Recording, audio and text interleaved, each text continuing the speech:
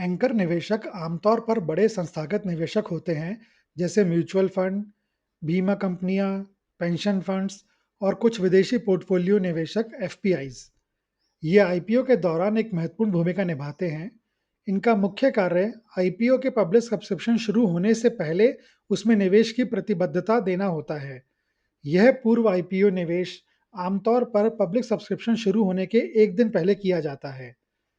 Anchor निवेशकों की उपस्थिति का मुख्य उद्देश्य रिटेल और अन्य संस्थागत निवेशकों के बीच विश्वास पैदा करना होता है। जब कोई प्रतिष्ठित और भरोसेमंद संस्था किसी आईपीओ में निवेश करती है, तो वह यह दर्शाता है कि उन्होंने कंपनी की उचित जांच पड़ताल की है और वह उसके भविष्य में विश्वास रखते हैं। इससे आईपीओ की विश्वसनीयता बढ़ती है और मांग को मजबूती मिलती है। साथ ही उनकी भागीदारी आईपीओ शेयरों के मूल्य निर्धारण यानी कि प्राइस डिस्कवरी में भी सहायक होती है। सेबी ने एंकर निवेशकों से संबंधित कुछ स्पष्ट नियम बनाए हैं ताकि पारदर्शिता और बाजार में स्थिरता बनी रहे। उदाहरण स्वरूप, एंकर निवेशकों को मुख्य बोर्ड के आईपीओ में न्यूनतम 10 करोड़ रुपए का निवेश करना अनिवार्य होता है।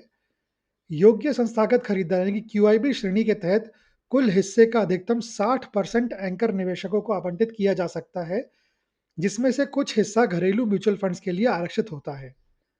महत्वपूर्ण रूप से एंकर निवेशकों पर लॉक इन अवधि लागू होती है, यानी वे अपने आवंटित शेयरों को लिस्टिंग के तुरंत बाद नहीं बेच सकते। पहले ये लॉक इन अवधि सभी शेयरों के लिए 30 दिन की थी, लेकिन सेबी ने इसे संशोधित किया है। अब एंकर निवेशकों के आवंटित शेयरों में से 50% को 30 दिन के लिए और शेष 50% को 90 दिन के लिए लॉक किया जाता है, जो आवंटन की तारीख से गिनी जाती है। यह लंबी लॉक इन अवधि यह सुनिश्चित करती है कि लिस्टिंग के तुरंत बाद कोई भारी बिक्री का दबाव ना बने और शेयर की कीमत में अस्थिरता ना हो। इससे रिटेल निवेशकों सहित अन्य निवेशकों के हितों की सुरक्षा होती है और आईपीओ की लिस्टिंग अधिक स्थिर और सफल बनती है।